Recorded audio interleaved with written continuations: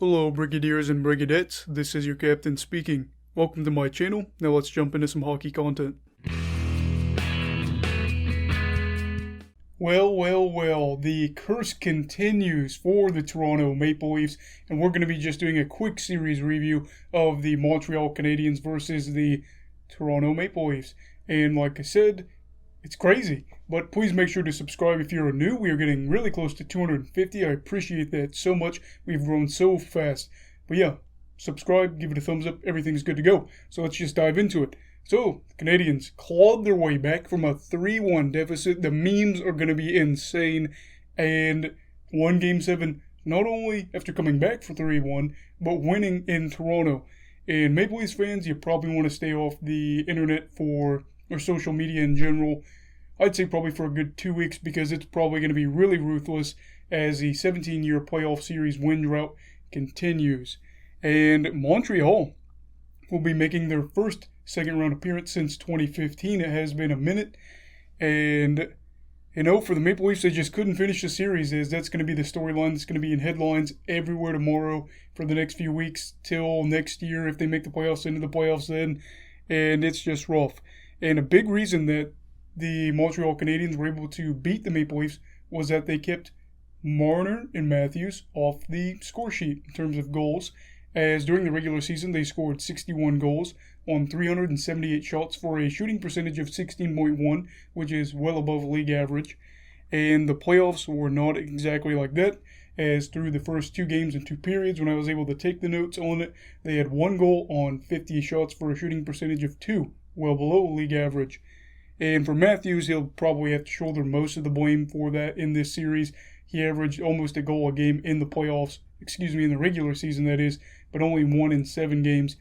And, he couldn't bury the biscuit, but he's going to have to face the music, as they say. Speaking of music, they've got a huge carnival outside of where I live. If the music is picking up on that, I apologize. Hopefully YouTube doesn't give me a strike, because it's not my fault.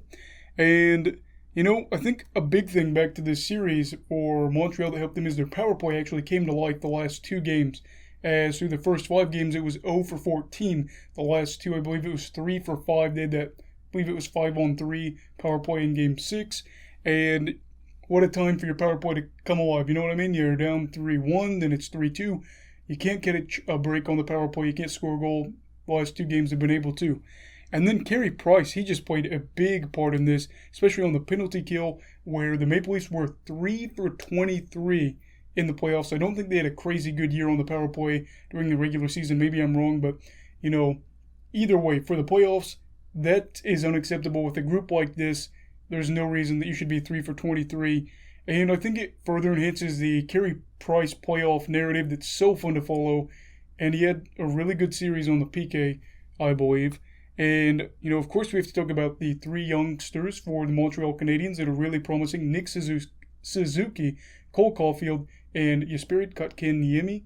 And they all 3 impressed me a lot. And they had some flashes in this series. I believe they combined for 8 points. Again, I wasn't able to take notes for the 3rd period, but if that was the case where they all finished with 8 points total, they had 5 goals, 3 assists. And Jesperi, of course, will always be remembered now for that Game 6 overtime goal to not only keep them alive, but obviously send them to that Game 7 in Toronto where they ended up winning. That we'll always remember. Now, for Montreal, sweet series victory over a hated rival.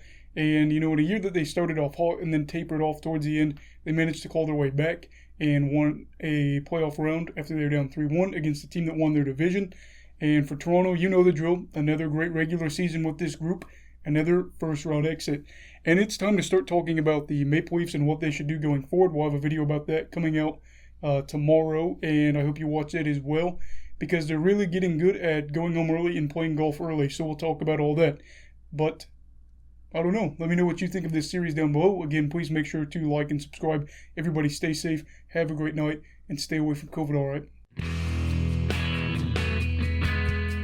Goodbye, Brigadiers and Brigadettes. This is your captain signing off. Have a great night.